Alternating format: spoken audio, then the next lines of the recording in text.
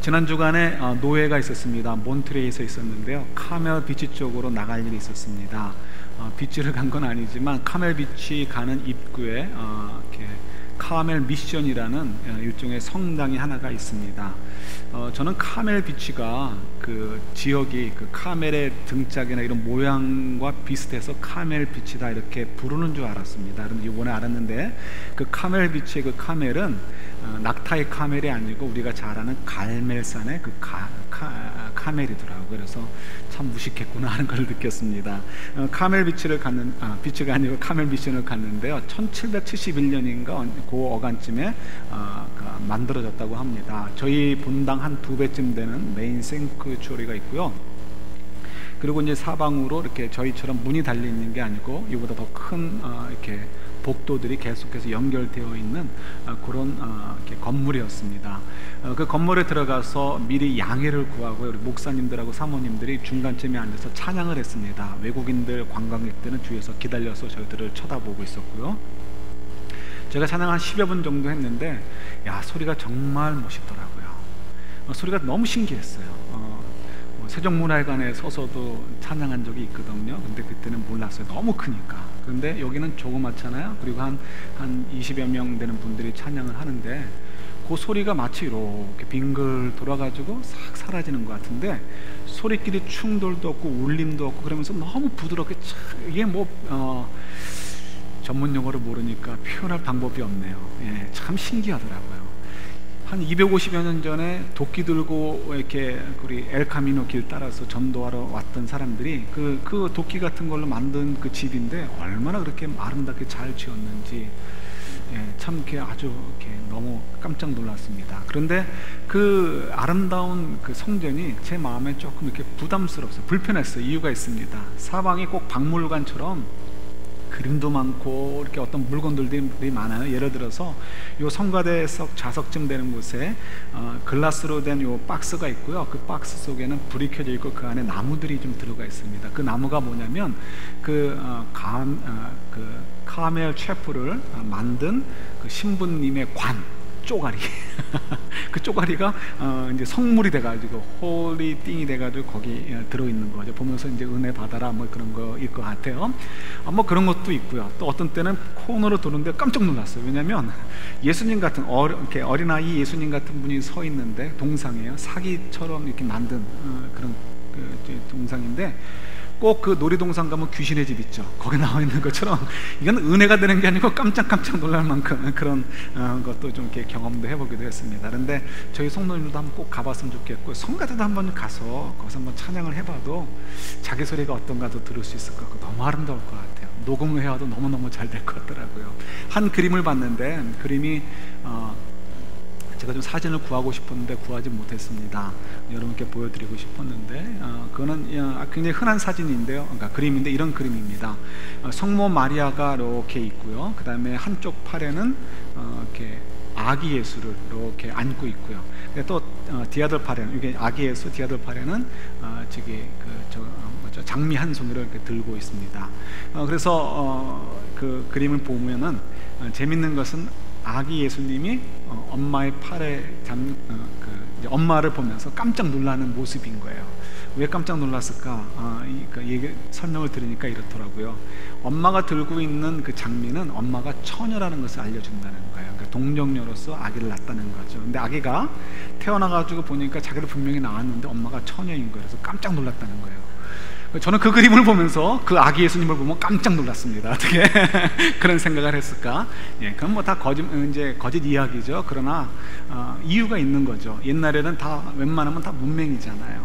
글을 알지 못하고 또 특히 성경은 뭐 갖고 있지도 못했고요. 아주 특별한 경우가 아니면 성경을 소장할 수도 없고 그러니까 교육은 시켜야 되는데 어떻게 교육을 시켜요? 방법이 없죠. 그래서 음악이나 미술 이런 예술적인 부분이 옛날에 많이 발달할 수밖에 없었던 이유는 그걸 통해서 메시지를 전달하고 그걸 통해서 교육해야 됐기 때문에 그런 거죠. 그래서 아마도 그 그림은 조금 무리가 있지만 다른 것보다도 예수님의 어머니가 동정녀로 이렇게 그러니까 이 아기를 갖게 되고 예수님을 태어나게 하셨다는 것을 상징적으로 교육하기 위해서 그려놓은 그림이구나 하면 저희들이 조금은 이해할 수 있습니다. 이렇게 말을 못한 글을 읽지 못한다는 거 별거 아니지만 굉장한 차이를 가져올 수 있고요. 삶이 굉장히 불편할 수 있느냐 그렇지 않느냐도 우리가 상상할 수 있습니다. 근데 글만이 아니죠. 글의 문맥만이 아니고요. 글을 읽을 줄 알아도 저희가 이렇게 언더스탠딩을 하지 못하면, 이해를 하지 못하면 그것도 굉장히 아주 곤란한 일을 겪을 때가 있습니다. 이게 좀 우스운 얘기가 될런지 모르겠습니다. 제가 처음에 보스턴으로 가서 경험을 했는데요. 정말 미국에 들어간 지 얼마 안 됐을 때입니다. 이렇게 제가 신세를 졌던 그 권사님이 계신데, 권사님 남자분이세요. 감리교 권사님이라. 그분이랑 같이 이제 그분의 일 때문에 보스턴 다운타운으로 나가게 되었습니다. 보스턴 다운타운 가서 차이나 타운으로 가서 그곳에서 이제 저녁 식사를 하게 되었는데요. 차를 멀리다 파킹을 하고 걸어가게 되었습니다. 겨울철이라 일찍 깜깜해지고요. 가게들이 문을 일찍 닫았습니다. 그리고 어느 한 코너에서 이제 그 집만 불을 켜고 스토어가 문을 연 상태였습니다. 근데 가만히 보니까 지금 정확히 기억이 안 나는데요. 비디오였는지 그때 DVD가 있었는지 모르겠습니다. 근데 그 비디오인지 DVD인지 정확히 모르겠지만 3개 뭐 10불 이런 식으로 굉장히 파격적인 가격, 그때 당시로는 아주 큰 세일을 하고 있었습니다. 그래서 야, 저거 한번 저거 영화 좀 한번 사면 좋겠다 이런 생각을 가지고요 가게 되었습니다. 그러니까 그 앞을 지나가면서 마음을 먹고 이제 권사님한테 영화 좀 사자 이렇게 얘기를 하게 되었습니다.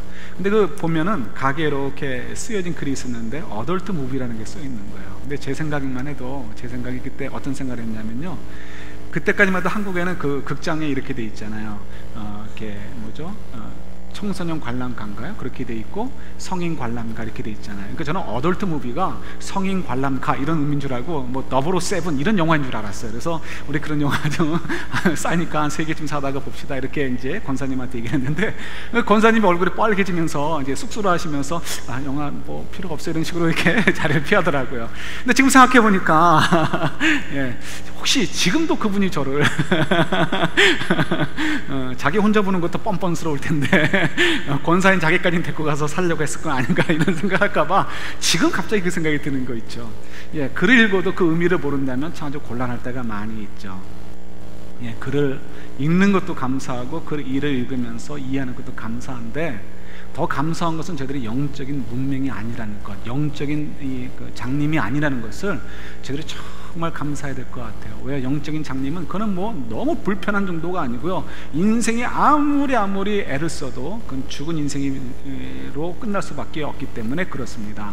그래서 오늘 우리가 나오는 전후의 이야기 가운데 보면 엘리의 이야기가 나옵니다. 오늘 본문 나오진 않지, 그 이름만 나오지만 그 엘리 이야기가 더 나오게 되는데요.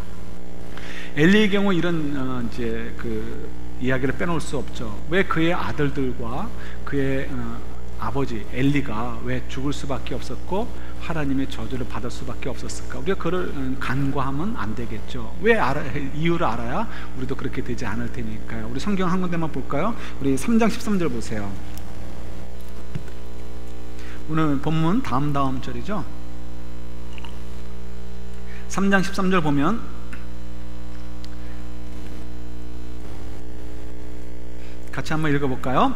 내가 그의 집을 영원토록 심판하겠다고 그에게 말한 것은 그가 하는 죄악 때문이니 이는 그가 자기의 아들들이 저주를 자청하되 금하지 아니하였음이니라. 예, 보면은 이렇게 성경은 얘기하고 있죠. 엘리가 그 아들들이 하나님 앞에 벌 받을 짓을 하고 있음에도 불구하고 그를 제재하지 않았다는 거예요. 물론 앞부분에 보면 한번 엘리가 아들들에게 너희도 그러지 마 그렇게 얘기했지만 아들들이 들은 척하지 않고 순종하지 않았습니다. 그럼 여러분들 생각할 때는 노인네가 돼가지고 아들들이 이제 말을 안 듣나 보다, 머리가 굵어져가지고 그렇게 생각할 수 있는데요, 그건 조금 저희들이 다시 한번 좀 생각해 볼 부분이 있습니다. 왜냐하면 당시는 절대적인 가부장 시대입니다. 그래서 아버지가 늙어서 연세가 드셔서 기운 빠졌다고 무시할 수 있는 상황이 아니고요, 아버지가 하는 얘기는 곧 그 자녀들의 그 생사 여탈권도 좌지우지할 만한 그런 권세가 있었던 시대이죠. 그러니까 엘리가 정말 마음만 먹었다면 그 아들들을 아주 굉장히 호되게 혼을 낼 수도 있었을 것이고요, 만약 그들이 계속해서 악을 짓고 있다면 제사장직을 스탑 시켜버리고 잠시 이렇게 뭐 벌을 준다든가 아니면 뭐 재교육을 시킨다든가 이런 식으로 얼마든지 할 수 있었던 인물이 엘리의 자리입니다. 그런데 엘리가 왜 그렇다면 아들들에게 그렇게 호되게 하지 않았을까? 그래서 오늘 13절 보면은 자기가 아들들에 대해서 금하지 않았다라고 표현하고 있단 말이에요. 그게 뭐냐면 얼마든지 할 수 있었음에도 불구하고 하지 않았다는 거예요. 그럼 이유가 뭘까요?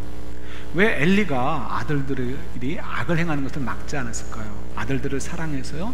아니요, 그건 말이 되지 않습니다. 왜냐하면 하나님께서 그들을 벌하실 것이다 라고 얘기하시는데 어떻게 아들들을 사랑한다고 해서 가만히 둘 수 있겠어요? 다른 데 이유가 있지 않는 것 같아요. 제가 볼 때는 엘리가 하나님의 말씀이, 하나님의 그 저주의 이야기조차도 그대로 될 것이다 라고 믿지 않았었기 때문이라고 생각을 합니다. 만약에 엘리가 정말로 하나님께서 하신 말씀대로 그대로 된다라고 믿고 있었다면, 율법을 어기고 또 하나님의 그 저주의 이 예언조차도 믿었다면, 그 율법도 믿고 예언조차도 믿었다면 어떻게 아들들이 악을 행하는 것을 가만히 보고 있을 수 있겠어요? 정말 아들을 사랑하니까, 어느 아버지가 아들을 사랑하지 않겠어요? 그러니까 아들을 사랑하니까 당연히 아들에게 아주 강하게 호되게 혼을 내서라도 하나님께로 그들의 마음이 돌아가도록 하고, 정 안 되면 제사장직을 금해서라도 그들이 더 큰 죄를 짓지 않도록 아마 애를 썼을 거예요. 그러나 그렇지 않았던 이유는 뭐냐면 적어도 그 순간만큼은 엘리가 영적으로 어두워진 상태라는 거예요. 마치 영적인 문맹자가 됐던 것처럼, 마치 잠깐이라도 영적으로 맹인이 됐던 것과 마찬가지로 그가 지금 하나님의 음성이 들리지도 않고 하나님 말씀이 눈에 들어오지도 않고 그것이 믿어지지도 않는 상태가 바로 지금 엘리의 상태였다는 거죠. 이렇게 영적인 장님이 된다는 것, 하나님의 음성을 듣고 믿을 수 없는 상태가 된다는 것이 얼마나 무서운 일인가 저희들이 다시 한번 생각을 해보게 됩니다. 그래서 어떻게 돼요? 결국은 엘리와 엘리 아들들은 하나님의 저주를 받게 되는 거죠. 여러분, 이 이야기들은 우리가 이제 좀 묵상하게 되는 우리 한나 또 사무엘의 이야기들과 좀 대비가 된다는 것을 기억해 늘 두시면 좋을 것 같아요. 오늘도 이 영적인 문맹이 되느냐, 아니면 영적인 장님이 되느냐, 영적인 귀머거리가 되느냐, 그렇지 않느냐의 이야기가 오늘 또 저희들이 함께 나누고 싶은 이야기이기도 합니다. 여러분, 우리 그 사무엘상 4장을 보면 이렇게 이야기가 끝이 납니다. 좋은 얘기로 끝나는 것이 아니고 굉장히 슬픈 이야기로 끝을 맺는데요. 우리 4장 22절 한 군데만 볼까요? 4장 22절에는 이스라엘 백성들이 이제 어떻게 탄식하고 있는가를 보여줍니다. 한번 같이 읽겠습니다. 또 이르기를 하나님의 괴를 빼앗겼으므로 영광이 이스라엘에서 떠났다 하였더라. 아멘.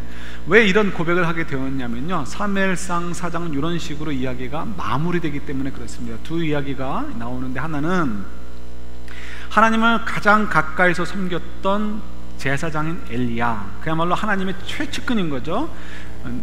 외형적으로 볼 때 그 최측근인 엘리가 그 아들들이 어떻게 하나님의 저주로, 그들이 섬기는 하나님의 저주로 어떻게요? 다 죽임을 당하게 되고 마는 거예요.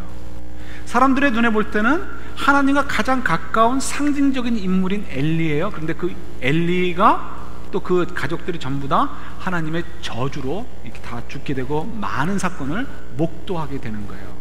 두 번째 사건, 어떤 일이 벌어집니까? 블레셋과의 전투에서 하나님의 성궤, 법궤를 빼앗기게 되는 거죠. 하나님의 법궤는 뭐죠?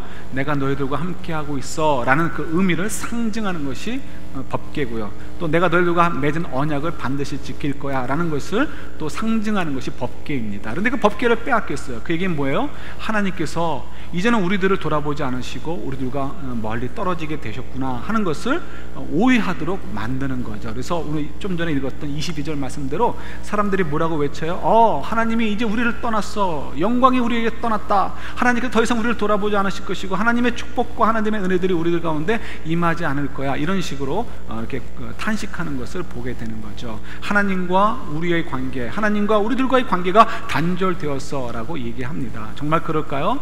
언뜻 보면 그렇게 될 수 있어요. 그러나 그것은 하나님을 알지 못하는 자들의 외침이지 실제는 그렇지 않습니다. 실제는 어떻습니까? 하나님께서 이 4장이 사건들이 벌어지기 전에 4장 22절에서 백성들이 그런 탄식을 하기 전에 이미 하시는 일들이 있었어요. 어떤 일들을 하고 계셨어요? 엘리 대신에 다른 시대를 이끌어갈 하나님의 종을 준비하고 있었다는 거예요. 적어도 사무엘상 1장에서 3장 사이에 어떤 일이 벌어지고 있었어요? 사무엘이라는 가정을 하나님이 컨택을 하셨고요, 만나셨고요. 그 사무엘이라는 가정을 통해서 그 다음에 어떻게 해요? 사무엘이라는 사람을 준비시키셔서 사무엘을 통해서 어떻게 해요? 다음 세대 하나님의 계획들을 성취해가는 일들을 준비하고 있었다는 것을 저희들이 보게 되죠. 그러니까 하나님께서는 사람들의 믿음 없음과 사람들의 어떤 악행을 보면서 이렇게 마음 아파하시지만 그것 때문에 실망하시고 그것 때문에 진노하셔서 하나님과 그의 백성들 간에 맺은 언약을 깨버리시거나 또 그 관계를 단절해 버리시는 일은 없다는 거예요. 그래서 하나님께서는 어떻게 해요? 사람들의 눈에는 분명히 야, 우리는 하나님과 끊어졌어, 끝났어 라고 생각하는 그 순간에도 이미 하나님께서는 그 전부터 그 다음 것을 아시고 준비하고 계시고 우리를 위해서, 그러니까 이스라엘 백성들을 위해서 일하고 계신다는 것을 저희들이 이제 보고 발견하게 되죠. 이건 저희들에게 참 커다란 도전이 되어집니다. 왜요? 저희도 인생을 살다 보면 참 어려울 때가 많이 있습니다. 중간중간마다 외로움을 아주 심각하게 탈 때도 있고요, 내가 이렇게 열심히 살았는데 내가 도대체 산 인생은 무엇인가 이런 의심이 들 때도 있고요, 아니면 굉장히 커다란 어려움이 닥쳐올 때도 있어요. 그런 평소에는 하나님께서 나와 함께 해주셨다라고 느낌이 들지만 그런 이렇게 어떤 위기가 올 때는요, 기다렸다는 듯이 하나님께서 침묵하실 때가 있습니다. 그래서 우리가 이 침묵이라는 단어는 기독교권 내에서 굉장히 중요한 단어이죠. 그래서 이 하나님께서 왜 우리에게 이렇게 빨리 응답하지 않으실까, 왜 내 요구를 이렇게 하나님이 반응해 주지 않으실까 때문에 이제 그 침묵이라는 단어가 아주 중요하게 우리에게 다가오기도 합니다. 그러나 그것은 저희들의 이제 생각이고요, 사실은 우리 눈에 볼 때는 하나님이 가만히 계시는 것 같아도 오늘 본문만 봐도 뭘 배울 수 있어요? 하나님께서는 우리와 맺은 약속, 우리 선한 아버지 되어주신다는 그 약속을 신실하게 지키신단 말이에요.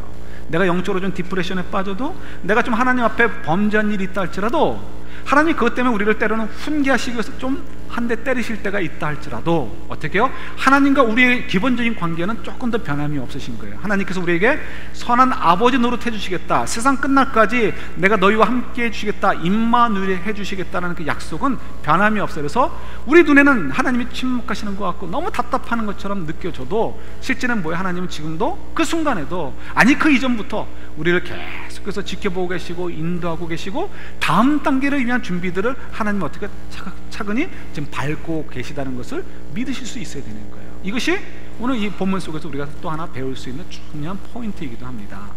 그런데 이런 것들을 볼 수 있느냐 볼지 못하느냐, 믿을 수 있느냐 믿지 못하느냐, 요게 이제 그러니까 우리의 마음을 이제 좀 힘들게 하기도 하고요, 또 그래서 이것이 굉장히 중요한 부분이 되기도 합니다. 다른 말로 얘기한다면 하나님께서 하시는 일이 보인다는 것, 그래서 그것이 믿어진다는 것은 결국 뭐예요? 하나님께서 우리를 찾아오셔서 하나님이 어떤 분인지를 알게 하셨다는 것을 반증으로 보여주시는 이야기다라고 생각하셔도 좋아요. 여기에 대한 설명을 조금 드리도록 할게요. 우리 먼저 사무엘 얘기를 좀 하도록 하겠습니다. 사무엘이 엘리 집에서 산 지 얼마나 되었을까요? 그건 정확히 알지 못합니다. 정확히 알지 못하는데 3장 1절에 보면 사무엘을 갖다가 표현할 때 뭐라고 표현합니까? 아이라고 표현해요.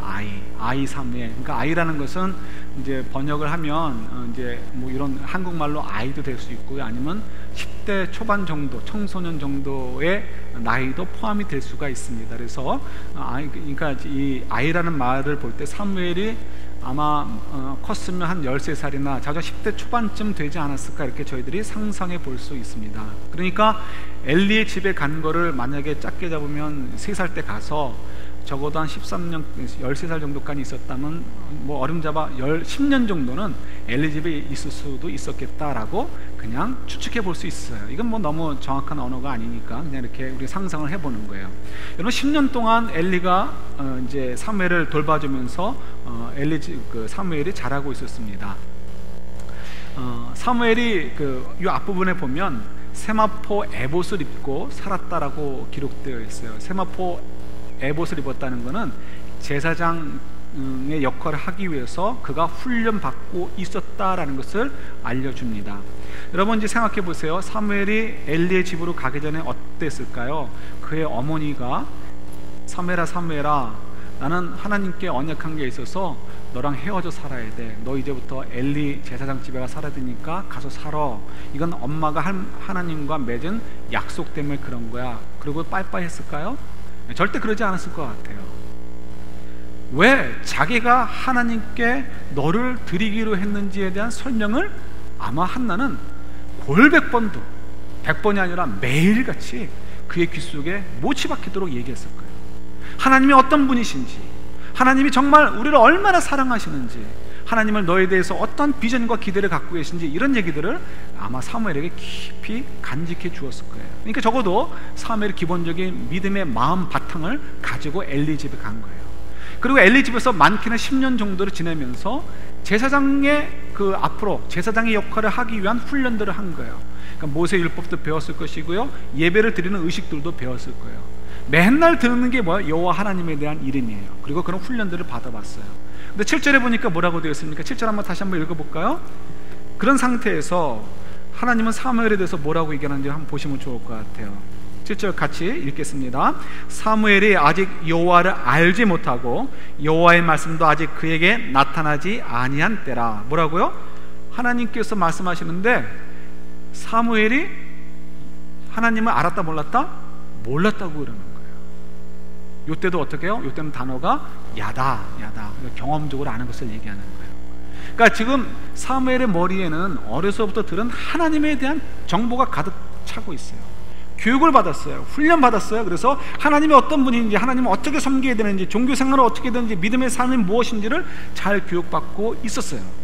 그러나 그의 마음으로부터 감동되어져서, 맞아, 이 말씀대로 살면 나는 정말 반드시 하나님이 축복해 주시는 인생을 살게 될 거야 라는 그런 마음으로부터 오는 그런 믿음은 아직은 없었다는 것을 우리가 알 수 있는 거예요. 이 차이를 아실 수 있을까요?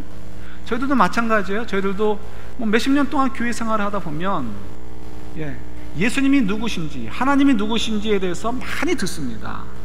여러분들이 얼마나 성경적인 지식이 많으냐면요, 정확히 뭐 비교할 수는 없겠지만 성경에서 예수님 빼고 사도 바울 빼놓고는 아마 여러분들이 어느 누구한테도 지식적으로는 뒤지지 않을 것 같아요. 제 생각에는. 모세가 알고 있어봐야 뭐 이렇게 모세 오경밖에 더 알았어요. 그 다음에 누가 있어요? 별로 없어요.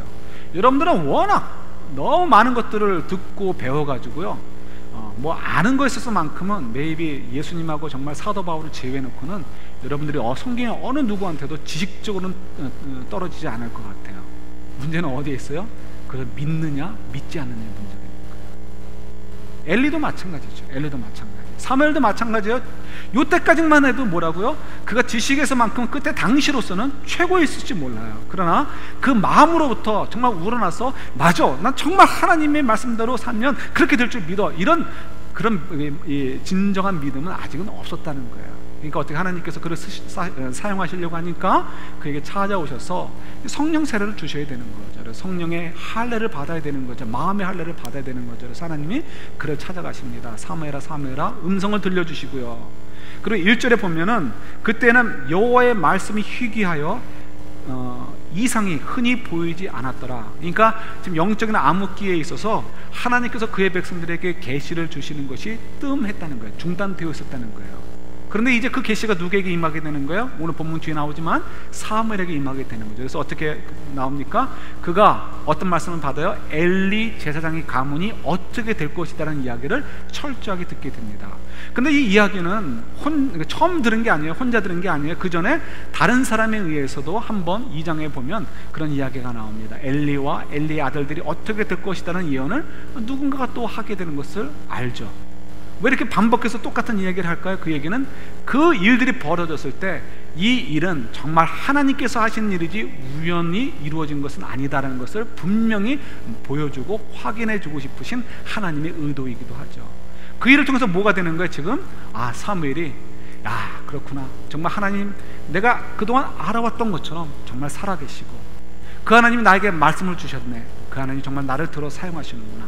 나는 정말 하나님과 더불어 사는구나, 하나님 정말 이러하신 분이구나 하는 것을 어떻게 해요? 확증하게 되는 거고, 그때 가서 뭐라고 얘기합니까? 하나님을 알게 되었다라고 저희들이 얘기하게 되는 거예요.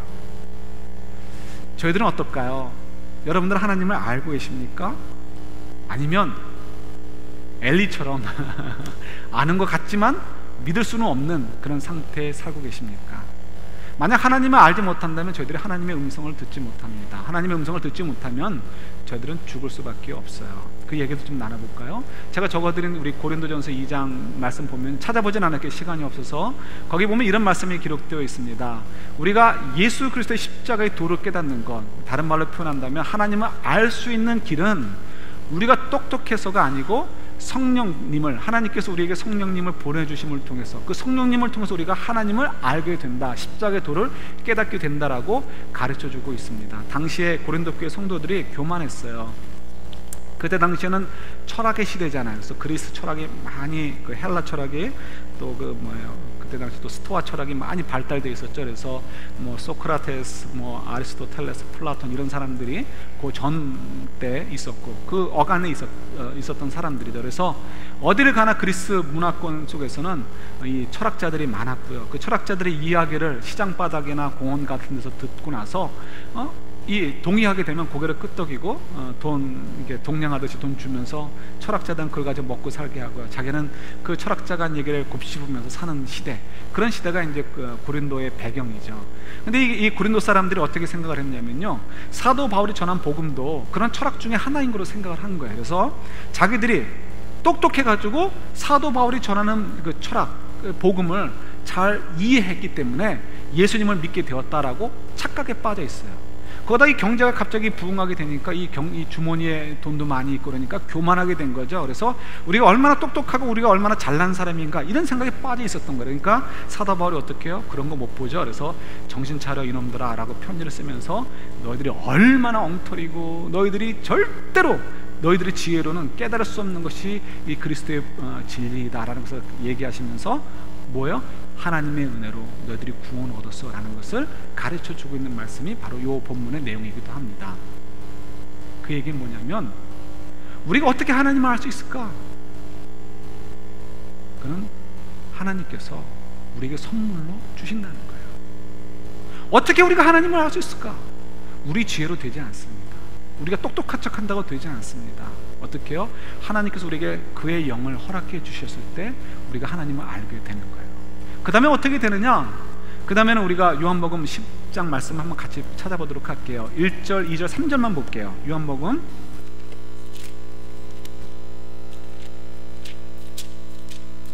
10장 1절, 2절, 3절만 같이 보겠습니다. 신약성경 163페이지에 있습니다.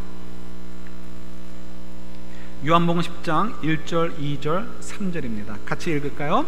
내가 진실로 진실로 너희에게 이르노니 문을 통하여 양의 우리에 들어가지 아니하고 다른 데로 넘어가는 자는 절도며 강도요 문으로 들어가는 이는 양의 목자라.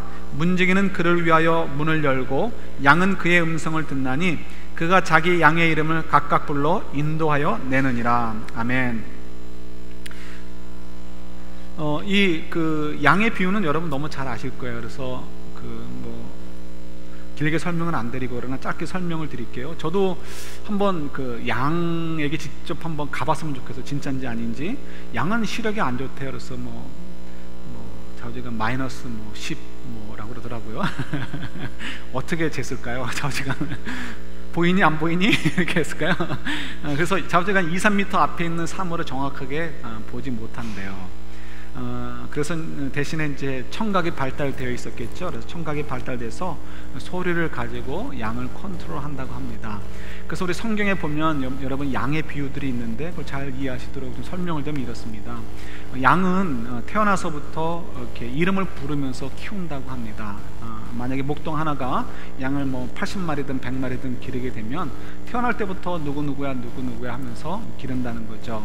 그러니까 매일 듣는 그 음성을 듣고 그 음성을 따라서 물을 먹고 하니까 그 음성에 대해서 귀가 있게 되고 이 음성을 들으면 내가 사는구나 하는 것을 알게 되는 거죠. 그래서 목자의 음성을 듣고서 움직인다고 합니다. 근데 옛날 유대인들이 목장을 이렇게 양을 칠 때는요, 집에다가 두고 오늘 아침에 나갔다가 오늘 저녁에 들어오는 게 아니고 한번 길을 떠나면 몇 개월씩 밖에서 도는 거죠. 그러니까 2월 라운드로 도는 거예요. 근데 그러니까 혼자 돌지 않고요, 한 목동이 자기 양이 있으면 다른 목동들과 더불어 같이 다닌다고 합니다. 그래서 밤에는 어떻게 해요? 밤에는 다 같이 모아가지고 한 우리에 두고서 그대로 지키는 거죠. 그럼 더 안전하고 자기들도 쉴 수 있으니까. 낮에는 다 흩어져요. 그러나 밤에 같이 모아놓는다고 해서 그 다음날 아침에 이렇게 걱정하지 않는다고 합니다. 내 양을 어떻게 찾을까? 양은 뭐 우리 지금 서부 카우보이 영화처럼 소의 엉덩이에 이거 뭐죠? 찍는 것처럼 자주간 그런 거 할 수 없죠. 왜요? 금방 털이 자라버리니까. 그런 거 하지 않죠. 근데 어떻게 양이 섞이지 않을까요? 그냥 아침에 가서 어떻게 하면 돼요? 노래를 불러주든가 아니면 이름을 부르면서 불러내면 양들이 자기 목동의 소리를 듣고서 쫓아온다는 거예요.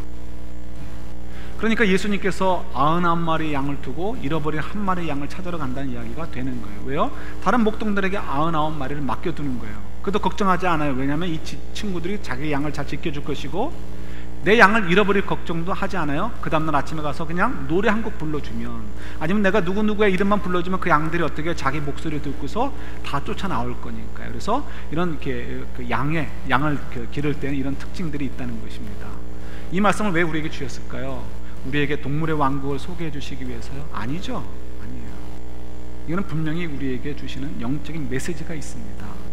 우리도 예수님께서 말씀하신 대로 우리는 양이고요, 예수님은 우리의 선한 목자예요. 그렇기 때문에 우리도 본능적으로 우리를 살리시고 우리를 사랑하시는 목자의 음성은 알아들을 수 있다는 거예요. 어떻게? 우리 속에 성령께서 계시기 때문에 그렇다는 거죠. 그래서 저희들이요, 아주 중요한 부분인데, 저희들이 만약에 하나님을 안다라고 한다면 그건 뭐예요? 우리 속에 성령님이 계신다는 거예요. 성령님이 계신다고 한다면 그 다음에 어떻게 해요? 성령님을 통하여 하나님께서 말씀해 주실 때 우리가 그 말씀을 들을 수가 있어요. 어떻게 해요? 우리가 이제 하나님을 경험하는 삶을 공부하시는 분들은 아시겠지만 성령님을 통하여 말씀과 기도와 교회와 환경을 통해서 하나님께서 우리들에게 말씀해 주고 계세요. 하나님이 살아계시고 우리 속에서 역사하시기 때문에 말씀을 해 주십니다. 근데 우리가 하나님을 정말 아는 자들이라면 어떻게 해요? 그 성령님을 통하여 주시는 하나님의 음성, 예수님의 음성을 우리가 들을 수 있는 거예요. 그래서 그 음성을 따라서 우리가 어떻게 해요? 따라가게 되는 거죠. 예를 들어서 이게 너무 자꾸 도덕적인 얘기가 될까봐 조심스럽지만 그냥 얘기할게요. 그 한쪽 땀을 맞으면 다른 쪽 땀을 들이밀어라. 내 원수를 용서해라. 70번에 7번까지 용서해라. 내 이웃을 내 몸과 같이 사랑하라. 어떻게 그럴 수 있을까? 내가 그렇게 하면 정말 너무 내가 속이 터지고 분이 나가지고 내가 밤잠도 못 자고 있고 내가 정말 성질이 너무 나서 어쩔지 모르는데 어떻게 예수님은 그렇게 하라고 하시는가? 그죠?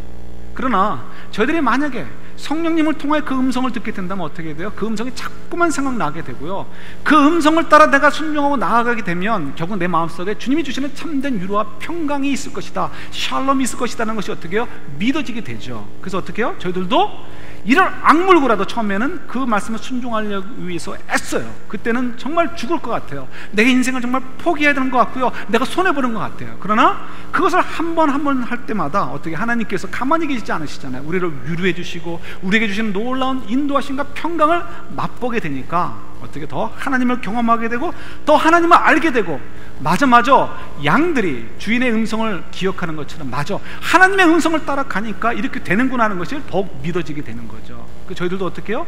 예수님의 음성에 우리가 귀 기울일 수가 있고요, 그 음성을 따라 순종해서 나아갈 수 있게 되는 거예요. 여러분, 하나님을 아십니까? 하나님의 음성이 들리십니까?